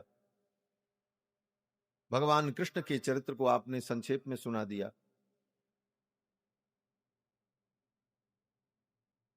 कृतवान यानि विश्वात्मा तानिनो बद विस्तरात। विश्वात्मा कृष्ण ने जो लीला की वो विस्तार से आप हमें सुनाओ। राजा परीक्षित ने जब पूछा तो सुखदेव जी बड़े प्रसन्न हुए और सुखदेव जी ने राजा परीक्षित को साधुवाद दिया। एवं निशम्य भृगुनंदन साधुवादम वैयासिकस्स भगवान अथ विष्णुरातम प्रत्यर्च कृष्ण चरितम कलिकल्मशग्नम व्याहर्तुमारभत भागवत प्रधान। सुखदेव जी ने राजा परीक्षित को साधुवाद दिया और कहा, राजन, भगवान वासुदेव की कथा के संदर्भ में प्रश्न करने पर 3 व्यक्ति पवित्र हो जाते हैं। कौन कौन? बोले, वक्तारम पृच्छकम सोत्रिस तत्पाद सलिलम यथा। पूछने वाला, बताने वाला और सुनने वाले। राजन, तुम धन्य हो, तुम्हारी भगवान के चरणों में ऐसी निष्ठा है। ये सब कहा और सुखदेव जी कथा का वर्णन करने लगे। सुखदेव जी ने कहा, द्वापर युग का अंतिम काल, राजाओं के कुल में यत्र तत्र राक्षस उत्पन्न हो गए। वंश परंपरा से उन्हें सत्ता मिल गई और सत्ता का दुरुपयोग करने लगे, प्रजा को दुख देने लगे। पृथ्वी व्याकुल होकर के ब्रह्मा के पास गई। ब्रह्मा जी ने भगवान से प्रार्थना की। भगवान ने कहा, मैं मथुरा मंडल में अवतार लेकर के पृथ्वी के भार का हरण करूंगा। ब्रह्मा जी ने पृथ्वी को समझा दिया। सुखदेव जी कहते हैं, उस समय मथुरा मंडल के राजा महाराज उग्रसेन थे। उनका बेटा कंस बड़ा दुष्ट और उग्र था। कंस ने अपनी बहन का विवाह वसुदेव जी के साथ किया था। वसुदेव जी मथुरा में ही रहते थे। मथुरा के एक संभ्रांत क्षत्रिय थे। कंस ने अपनी चचेरी बहन देवकी का विवाह भी वसुदेव जी के साथ कर दिया। किसी पत्नी से कोई संतान वसुदेव जी को नहीं थी। देवकी का भी विवाह जब कर दिया और देवकी को पहुंचाने के लिए लेकर के चले, तो आकाशवाणी हुई, अस्यास्त्वाम अष्टमो गर्भो हंतायाम बहसे बुध। हे अबुध, जिसे तू लेकर के जा रहा, इसकी 8वीं संतान तेरी शत्रु होगी। कंस देवकी को मारने चला। वसुदेव जी ने समझाया, इसे छोड़ दो, मैं वचन देता हूं इसकी संतान मैं तुम्हें दे दूंगा, इसे छोड़ दो। कंस मान गया। देवकी वसुदेव की 6 संतानें हुई। संतान को लाकर के वसुदेव जी दे देते थे, कंस उसे मार डालता था। देवकी वसुदेव की 6 संतानों की निर्मम हत्या कंस ने की। 7वें गर्भ के रूप में शेष जी आए, जो त्रेता में लक्ष्मण हैं, रामानुज हैं, वही इस बार बड़े भैया बन करके आ रहे। बड़े भैया क्यों बने? बोले जब राम जी वन में गए तो राम जी का दुख लक्ष्मण जी से देखा नहीं गया।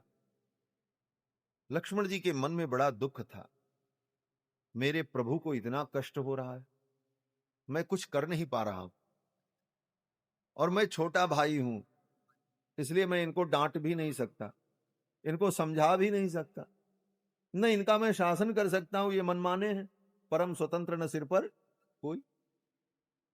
अगर हम बड़े भाई होते तो हम इनको आज्ञा देते, चलो अयोध्या में रहो, कहीं नहीं जाना, फिर ये मेरी आज्ञा का पालन करते और इनको कोई दुख न होता। लेकिन मैं तो छोटा भाई बना। भगवान ने कहा चिंता मत करो, अगले अवतार में आपको बड़ा भैया बना लेंगे, आप जो कहोगे आपकी हर बात हम मानेंगे। इसीलिए बलराम जी बड़े सावधान रहते हैं। वृंदावन में भी बलराम जी पहले पहुंच गए, भगवान आने वाले हैं इसलिए पहले मुझे जाना है, सारी व्यवस्था ठीक रहे, नहीं ठाकुर जी को कष्ट होगा। रामानुज है ना, हमारे आचार्य जो रामानुज हैं, वही त्रेता में लक्ष्मण हैं और द्वापर में बलराम जी। भगवान का कैंकर्य करने के लिए पहले पहुंच गए, सारी तैयारी की। खेलने भी जाते भगवान कृष्ण सखाओं के साथ, तो बलराम जी क्या करते? बोले बलराम जी हर क्षण सावधान रहते, बोले कहीं कन्हैया को कोई कष्ट न हो जाए। अपने प्रभु का संहार करना, यही तो भक्त का भाव है। बलराम जी यही कर, जहां कहीं कोई ऐसी स्थिति आती तो बलराम जी डांट देते, कन्हैया ऐसा नहीं करो। कन्हैया कहते हाँ भैया ठीक। तो बड़े भाई के रूप में बलदेव जी आए, पहले देवकी के गर्भ में आए और फिर योग माया ने उन्हें रोहिणी के गर्भ में स्थापित कर दिया। कंस को यह रहस्य पता नहीं चला। कंस को लगा कि देवकी का 7वां गर्भ अपने आप नष्ट हो गया, लेकिन वो गर्भ चला गया कहां? बोले रोहिणी के गर्भ में। और रोहिणी ने सुंदर पुत्र को जन्म दिया। उस समय रोहिणी जी नंद बाबा के घर में रह रही। देवकी वसुदेव तो कारागार में थे, और ये रोहिणी वसुदेव जी की बड़ी पत्नी उस समय छिप करके नंद बाबा के घर में रह रही थी, क्योंकि देवकी वसुदेव पर संकट आया था। वहीं पर नंद बाबा के घर में रोहिणी ने सुंदर पुत्र को जन्म दिया। बलदाऊ भैया प्रकट हुए और फिर 8वें गर्भ के रूप में स्वयं भगवान देवकी के गर्भ में आए। देवकी के गर्भ में भगवान जब आए, देवकी का तेज अद्भुत हो गया। कंस ने सिपाही सैनिकों की संख्या बढ़ा दी। मेरा शत्रु आ गया, कहीं से कोई चूक न होने पावे। चप्पे चप्पे पर आदमी लगा दिए, गुप्तचर लगा दिए, और दिन गिनने लगा कब ये बालक पैदा हो और मैं इसे मार दूं और मैं निश्चिंत हो जाऊं, मेरी चिंता दूर हो जाए। लेकिन भगवान के प्रकट होने का जब समय आया, भादों का महीना, कृष्ण पक्ष, अष्टमी तिथि, और सिंह राशि के सूर्य, अभी कर्क राशि के सूर्य चल रहे हैं।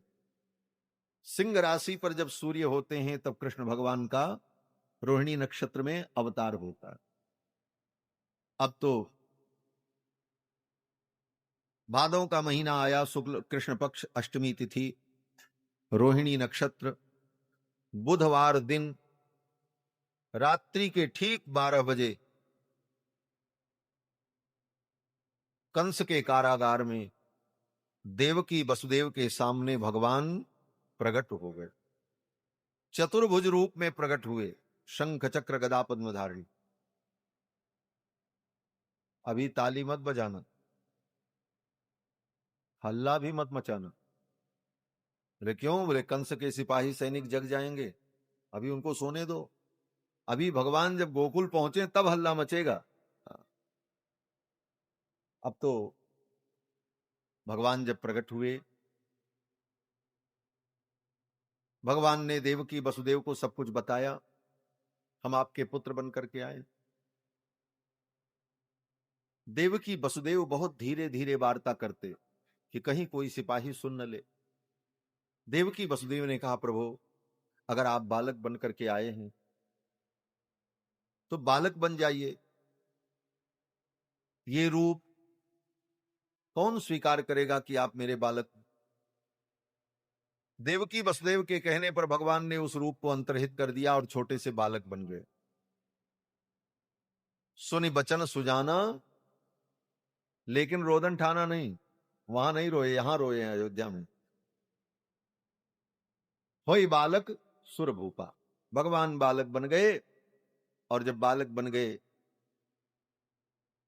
पहले ही भगवान ने बता दिया हमको गोकुल पहुंचा दो, ये कपाट खुल जाएगा, नंद बाबा के घर पहुंचा देना, वहां से कन्या को ले आना। सारी योजना भगवान ने वसुदेव जी को समझा दी। भगवान का दर्शन करके, भगवान के वचनों को सुनकर और उनकी योजनाओं को जान करके वसुदेव जी निश्चिंत हो गए। भगवान की लीला है, अब कंस क्या कर पाएगा। फिर तो भगवान बालक बन गए, देवकी मैया ने दूध पिलाया और फिर वसुदेव जी ने उनको टोकरी में रखा और सिर पे रखा, लेके चल पड़े। कारागार के कपाट खुल गए। उपनाती हुई जमुना जी, भादों का महीना, बिना नाव के, बिना बेड़े के, बिना सेतु के बालक को गोद में लेकर के वसुदेव जी पार हो गए। किसी ने कहा भादों के महीने में जमुना इतनी बड़ी थी, हाथी बह जाएगा, और वसुदेव जी भगवान को लेकर के कैसे चले गए? बोले भगवान को लेकर के गए। भगवान का नाम लेकर के व्यक्ति समुद्र पार कर जाता है। हनुमान जी ने जय श्री राम कहा और समुद्र पार कर गए त्रेता युग में। प्रभु मुद्रिका मेल मुख माही, जलधि लांघ गए अचरज नहीं। क्या अचरज है? भगवान का नाम लेकर के जब व्यक्ति समुद्र पार कर सकता है, भगवान का नाम लेकर के संसार सागर से पार हो सकता है, तो वसुदेव जी भगवान को लेकर के अगर जमुना पार हो गए तो कौन बड़ी बात है। पार हो गए, पार हो गए। कहते हैं भगवान की लीला में असंभव शब्द नहीं होता है। ये असंभव शब्द हमारे आपके लिए होता है। जहां भगवान की बात आती वहां असंभव कुछ नहीं है। क्यों? बोले भगवान की लीला में सब कुछ संभव होता है। और बोले जब सब कुछ संभव है तो वो दूसरे ढंग से भी हो सकता था। जैसे आपके मन में तर्क आवे कि वसुदेव जी लेकर के गए और ये किया, काहे को वसुदेव जी को इतना परेशान किया भगवान ने? भगवान देव की वसुदेव के सामने प्रकट होते और कहते ठीक है अब आप लोग यहीं आराम से रहो, हम गोकुल जा रहे हैं, चले जाते, तभी तो काम हो जाता। लेकिन वसुदेव जी से कहा आप उठाओ, ले चलो, पहुंचाओ, फिर वहां से कन्या लाओ, फिर ये लाओ। बोले हाँ बात तो ठीक है। बोले ये सब करके क्यों रहे हैं भगवान? बोले कंस को मारने के लिए। बोले तो ये काम तो भगवान बैकुंठ में भी बैठ के कर सकते थे, वहीं से कंस को मार देते, मर जाता कंस। बोले हाँ ये भी हो सकता था। तो फिर इतनी बड़ी कहानी क्यों बनी? बोले इसलिए बनी कि इतनी लीला भगवान न करते तो हम लोग क्या गाते और क्या सुनते। यह चरित जे गावही हरिपद पावही तेन परहि भव कृपा। भगवान तो कुछ भी कर सकते हैं, कैसे भी कर सकते हैं, लेकिन करते क्या है? बोले वो लीला करते, और उस लीला को गा करके, सुन करके हम भगवान के स्वरूप को समझते हैं और भगवान के स्वरूप में अपने चित्त और मन को लगाते। भगवान गोकुल पहुंच गए, कन्या को लेकर के वसुदेव जी आए। कंस ने कन्या को छीन लिया, पटकने चला, कन्या आकाश में चली गई। कन्या ने कहा तू मुझे क्या मारेगा, तेरा शत्रु तो ब्रज में कहीं प्रकट हो चुका। कंस तो बड़बड़ाता रहा। अब कंस को बड़बड़ाने दो, चिल्लाने दो, हम लोग चले गोकुल। क्यों? बोले गोकुल में भगवान पहुंच गए। जहां भगवान हो भक्त को वहीं रहना चाहिए है? रामायण में देखो, गोस्वामी जी जब वर्णन करते हैं राक्षसों का तो किस शब्द का प्रयोग करते हैं? कहते हैं उहां दसानन जाग कर करे लाग कछु यज्ञ। उहां माने राक्षस वहां है, हम यहां हैं। जब रावण का वर्णन करते हैं तो कहते हैं वहां दसानन जाग कर करे लाग कछु यज्ञ। और जब राम जी का वर्णन करते हैं तो कहते हैं यहां राम रजनी अवशेषा जागे सीय सपन अस देखा। यहां माने यहां पास में, अर्थात अपनी सत्ता भगवान के सन्निकट अनुभव करते। ये सिद्धांत है, बड़ी सूक्ष्म बात है। इन बातों पर जब विचार करेंगे रामायण पढ़ते समय तब रहस्य पता चलता है। यहां राम रजनी अवशेषा जागे सीय सपन से देख। तो और जब भरत जी का प्रसंग आता है और भगवान का प्रसंग आता है तब गोस्वामी जी अपने को भक्त के पास अनुभव करते हैं। यहां भरत सब सहित सहाय मंदाकिनी पुनीत नहाए। यहां भरत क्यों बोले? अपने को भरत जी के पास अनुभव करते हैं।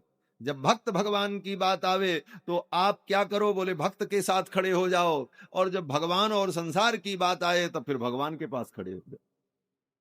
यही सिद्धांत है वैष्णवता का। फिर तो अब हम लोग भी चलें कहां? बोले गोकुल। और गोकुल में भगवान जब पहुंच गए, प्रातः काल नंद बाबा को पता चला, यशोदा रानी को पता चला, पूरे गांव में हल्ला मच गया। क्या हल्ला मचा? यशोदा ने जायो लल्ला, मोहल्ला में हल्ला सो मच गया। पूरे मोहल्ले में हल्ला मच गया। और देखते देखते नंद बाबा के द्वार पर गोप गोपी सब एकत्रित हो गए और नंद बाबा के द्वार पर महान उत्सव हुआ। उस उत्सव का नाम पड़ा नंद महोत्सव। और सब लोगों ने यही कहा, नंद के आनंद भयो जय कन्हैया, नंद के आनंद भयो जय कन्हैया लाल। नंद के आनंद भयो जय कन्हैया लाल की। जय हो नंद लाल की जय, यशोदा लाल की जय। हो नंद लाल की जय, यशोदा लाल की जय हो नंद लाल की जय, यशोदा लाल की जय। हो नंद लाल की जय, यशोदा लाल की। नंद के आनंद भयो जय कन्हैया लाल की। हे नंद के आनंद भयो जय कन्हैया लाल की। हाथी दीने घोड़ा दीने और दीनी पाल की। हाथी दीने घोड़ा दीने और दीनी पाल की। हाथी दीने घोड़ा